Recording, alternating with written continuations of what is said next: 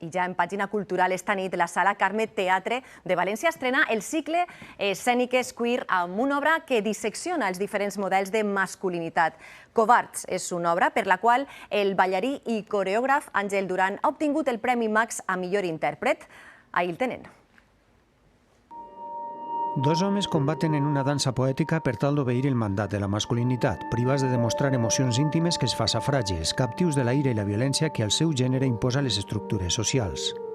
Cowards és un duet que tracta la masculinitat, aquella més tòxica o aquella més instaurada, més arraigada a la societat, i a través del moviment, sobretot, i la interpretació és qüestionar-los o plantejar altres situacions per tal de justament trencar aquest model i obrir noves lectures o si més no, incitar la reflexió del públic. El ballarí i coreògraf Àngel Duran va obtindre el Premi Max 2024 a millor intèrpret per esta obra.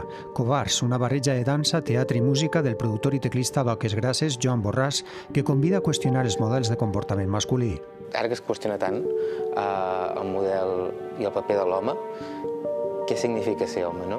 L'adjectiu covard xocaria frontalment amb aquesta construcció masculina en la qual l'home és dur, és potent, és qualsevol cosa menys covard. Covards és una de les 4 propostes escèniques de la 8a edició del cicle Escèniques Queer que la Sala Carme Teatre ha programat enguany fins al 22 de setembre per tal d'oferir una mirada crítica i provocadora sobre les dinàmiques de gènere.